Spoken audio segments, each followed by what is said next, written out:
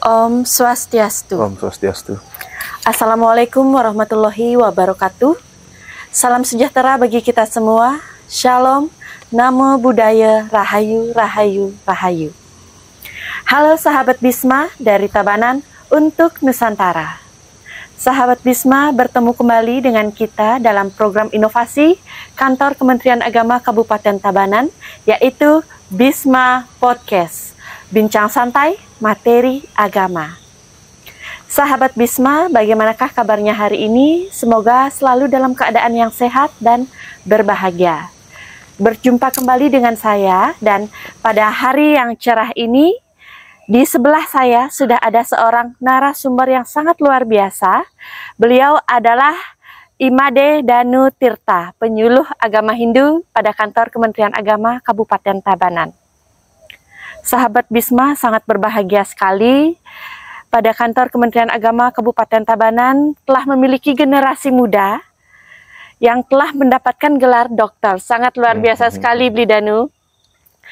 Nah, sahabat Bisma perlu diketahui bahwa hari ini kita podcast di lokasi Pura Dalem Purwo Kebon Tingguh, di mana memiliki hamparan sawah yang sangat indah. Sahabat Bisma, topik kita pada hari ini sangat menarik sekali, yaitu tentang bertani dalam perspektif Hindu. Baik, Bli Danu, apa kabarnya, Bli? Astungkara, baik-baik, becek-becek. Iya. Nah, Bli Danu, topik kita pada hari ini sangat menarik sekali, yaitu bertani dalam perspektif Hindu. Betul. Mungkin di sini kita akan mengulik lebih dalam atau mendetail, yaitu tentang dasar-dasar bertani. Mungkin dengan melalui pertanyaan 5W+1H ya, Bli Danu ya. Nah, Bli Danu, mungkin pertanyaan pertama nih dari saya. Apa sih itu bertani dalam Hindu dan mengapa orang itu bertani? Nice. Baik, Eli, begitu juga sahabat Bisma Podcast dimanapun berada, selamat menyaksikan ya. Jadi pertanyaan yang sangat menarik sekali. Di sisi lain topik hari ini juga topik yang sangat menarik. Kenapa saya katakan menarik? Pertama itu topik yang sakral. Ya. Kalau sudah berbicara bertani, apalagi di Bali, itu adalah sebuah profesi, sebuah istilah, dan sebuah kebudayaan yang sangat sakral. Kemudian yang kedua, kebetulan di Kementerian Agama Kabupaten Tabanan juga memiliki inovasi bertani.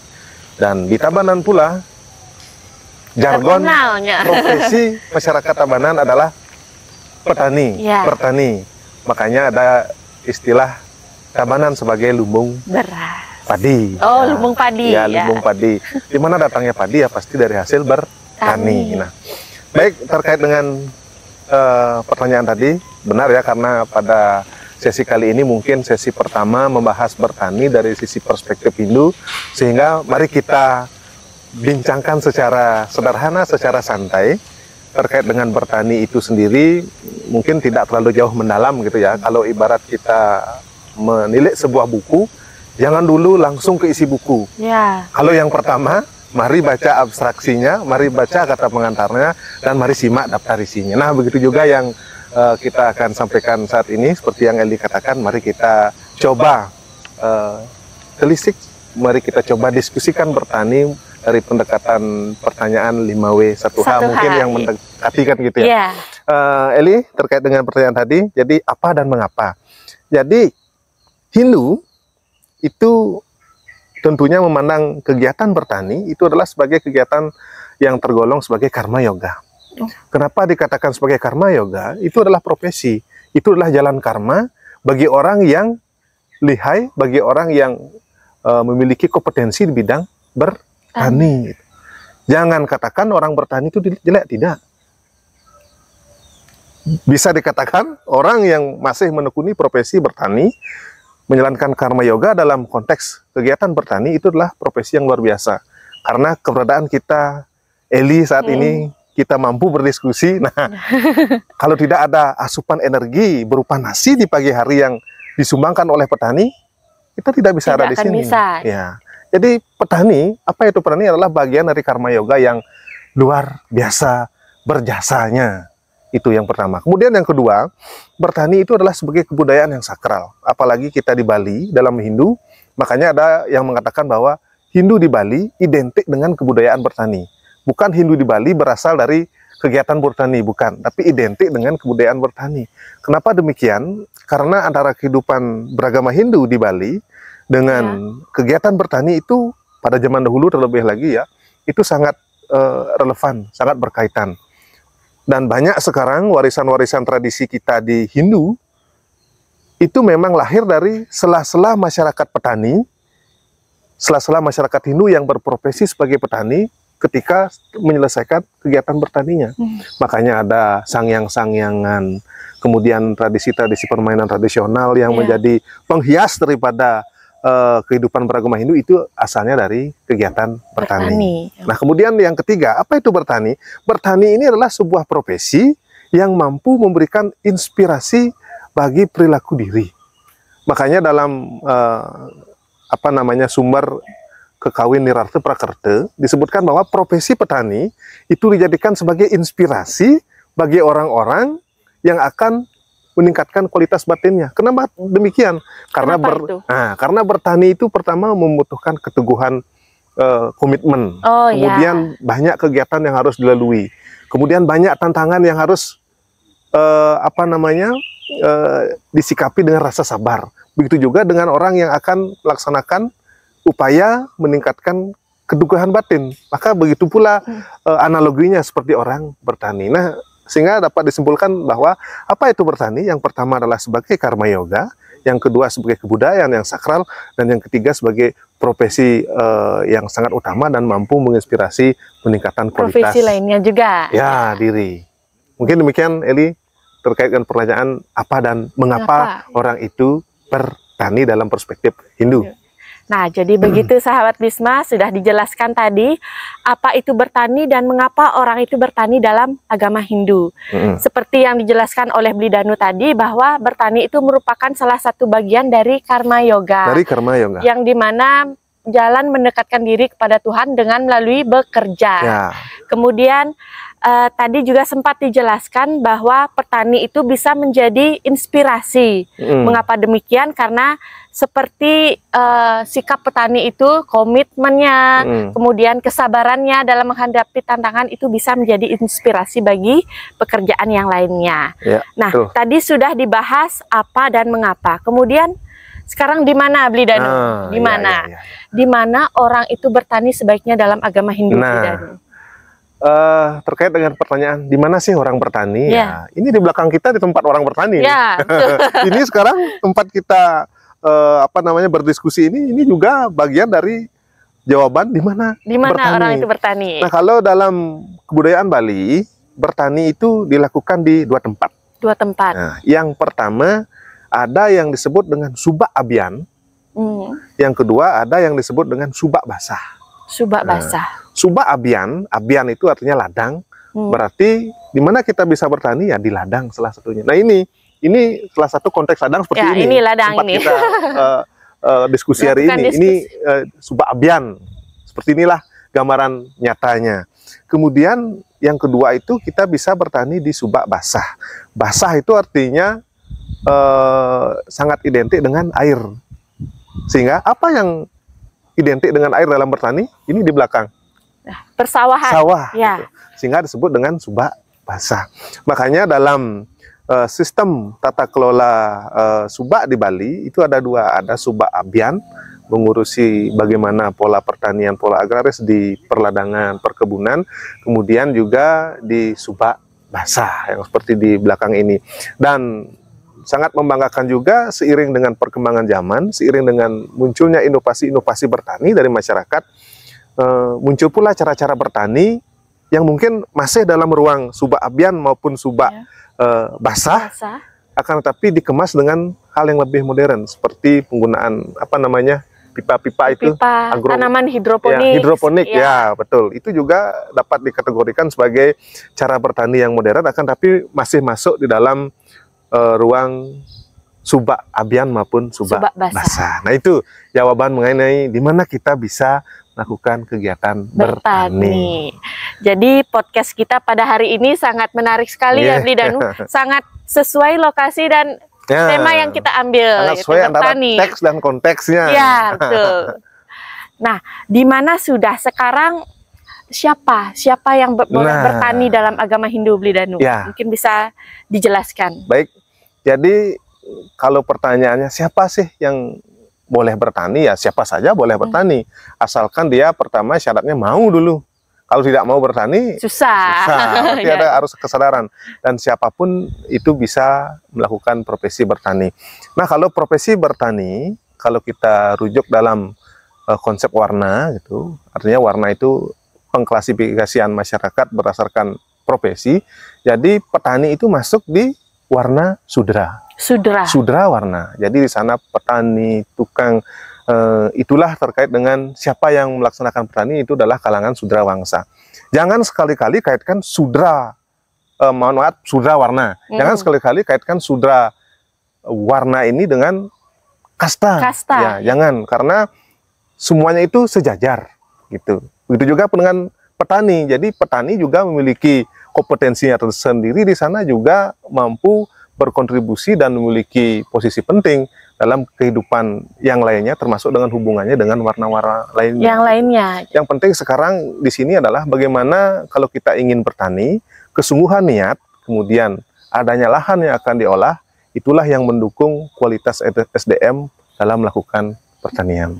Nah, itu terjawab sudah. Siapa yang bisa melakukan pertanian? Siapa saja boleh. Ya. Kalau kita rujuk dalam agama Hindu, petani adalah tergolong sebagai sudra warna atau warna sudra. Nah, kemudian terkait dengan siapa juga, siapa saja yang ada dalam pertanian, juga ada aspek kepengurusannya. Siapa saja sih pengurus-pengurus pertanian apabila dirujuk dalam konsep kebudayaan Hindu di Bali. Kalau dalam kebudayaan Hindu di Bali, kehidupan bertani itu diurus oleh organisasi yang namanya subak itu sendiri. Jadi ada pekaseh. Pekaseh itu adalah ketua daripada subak. Kemudian di bawah pekaseh, seperti struktur organisasi lainnya, juga ada petajuh, petengen, kemudian juru arah, yang nantinya struktur organisasi ini bertanggung jawab mengelola serta mengarahkan masyarakat, baik terkait dengan keseragaman pola tanam, kemudian jenis tanaman yang akan ditanam. Nah, itulah terkait dengan orang-orang yang bertugas melakukan manajemen pertanian dalam konsep kebudayaan Hindu di Bali. Oke, nah jadi seperti itu sahabat Bisma, sudah dijelaskan secara sangat detail sekali oleh Bli Made Danu. Siapa yang boleh bertani dalam agama Hindu? Siapa saja, asalkan ada kompetensinya untuk bertani dan kemauan untuk bertani. Ya, dan juga ada niat. Nah, itu pentingnya. Kemudian pertanyaan yang keberapa jadinya ini, Bli Danu? Ke apa, mengapa, di mana, siapa, lalu kapan? Nah, ini kapan orang bertani dalam agama Hindu? Ini juga sangat penting untuk dibahas, karena dalam Hindu, jangankan bertani sebagai kegiatan yang sakral, mungkin kegiatan-kegiatan lain seperti melakukan jalan-jalan pun ada hari baiknya. Wenten dewasa iunya nih kan, ada hari baiknya. Seperti menikah juga ada hari baiknya. Nyari dewasa juga. Ya, ada hari baiknya. Oleh sebab itu, terkait dengan penentuan hari baik dalam melakukan pertanian, itu sebenarnya para leluhur kita terdahulu, para tetua kita terdahulu telah menurunkannya, menuliskannya dalam sebuah pupuh. Nah, namanya pupuh sinom. Mungkin bisa ditembangkan sedikit, Bli Danu, untuk sahabat Bisma kita di rumah. Karena ini warisan tertulis, biar saya tidak salah ucap, saya buka dulu tulisannya. Silahkan. Ya, jadi ini pupuh sinom yang memberikan petunjuk mengenai kapan sih hari baik terkait dengan bertani. Ya, jadi pupuhnya begini. Sebentar saya lantunkan sedikit ya. Yen nuju mata tanduran, sabda warene ambahin. Yen anggare soroh medon, sarwa wijawa raspati, pudane soroh mesari, sanis cara nandur turus, redite soroh masoce, so menandur sarwa mumbi, sukre nandur pala gantung to ingetang. Nah, luar biasa sekali. Jadi apa petunjuknya? Artinya nih apa artinya, Bidanu artinya? menurut tulisan yang diwariskan terkait dengan padewasan bercocok tanam. Jadi kalau kita ingin bertani, ingat Sabte Ware. Sabte itu artinya 7. Jadi ingatlah 7 hari ya, dari Minggu, Senin, Selasa, Rabu dan seterusnya. Itu semuanya memiliki ruang untuk menanam jenis tanaman atau klasifikasi tanaman yang berbeda. Makanya dalam pupuh ini ditegaskan bahwa kalau hari Selasa, kalau hari Selasa itu baiknya menanam tanaman yang nantinya fungsinya itu yang dimanfaatkan itu adalah daunnya. Daunnya. Nah, seperti sayur misalnya. Itu baik ditanam di hari Selasa. Nah, kemudian di hari Kamis itu baik menanam tanaman yang nantinya dipanen itu adalah biji-bijinya. Seperti beras, padi. Kemudian jagung itu hari Selasa. Nah, kemudian di sini juga ditegaskan di hari Rabu itu baik menanam yang nanti dipanen itu adalah bunganya.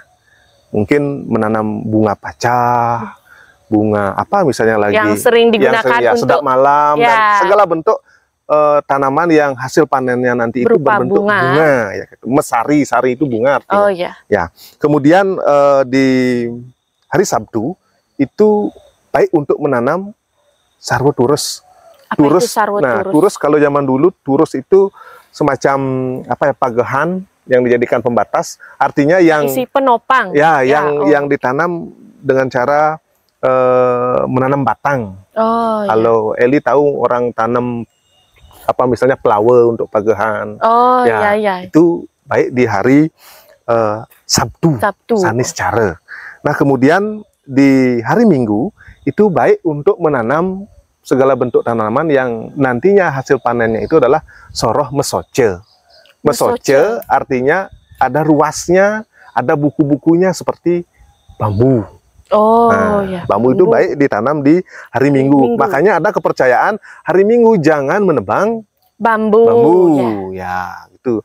Kemudian di hari Senin itu baik menandur atau menanam segala hal yang dipanen nanti adalah umbinya, baik itu singkong, kemudian bawang, keladi, itu baik ditanam di hari Senin, Some. Nah, kemudian terakhir di hari Jumat itu baik untuk menanam yang nantinya dipanen itu adalah yang berbuah-berbuah.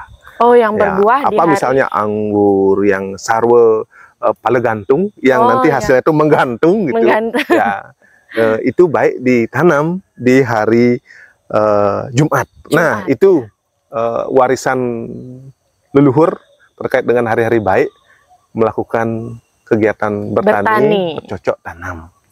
Nah, jadi seperti itu sahabat Bisma, sudah dijelaskan tadi kapan sebaiknya orang itu bertani, bahwa setiap tanaman itu memiliki duase atau hari baik kapan ditanam. Demikian warisan kepercayaan dari leluhur. Jadi bisa nih ya, dengan sangat sejalan dengan program inovasi Kantor Kementerian Agama Tabanan, bertani bersama meningkatkan ekonomi umat. Apabila kita misalnya menanam tanaman sesuai dengan duasenya tadi, Astungkare bisa menghasilkan bisa meningkatkan perekonomian. Nah, seperti itulah sahabat Bisma. Jadi dimulai dari diri sendiri dulu ya, Bidanu ya. Nah, begitulah sahabat Bisma, perbincangan kita pada hari ini sangat luar biasa sekali. Terima kasih Bidanu sudah menyempatkan waktunya. Nah, sahabat Bisma di rumah, tidak henti-hentinya saya meminta dukungan sahabat, yaitu untuk like, komen, share, dan subscribe channel ini agar mendapatkan informasi-informasi dari Kantor Kementerian Agama Kabupaten Tabanan. Demikianlah podcast pada hari ini. Apabila ada kesalahan atau kekurangan, saya mohon maaf, dan saya akhiri dengan para mesanti. Om Santi Santi Santi Om. Om Santi Santi Santi Om. Wassalamualaikum warahmatullahi wabarakatuh. Salam sejahtera bagi kita semua. Shalom, sadu, sadu, sadu, rahayu.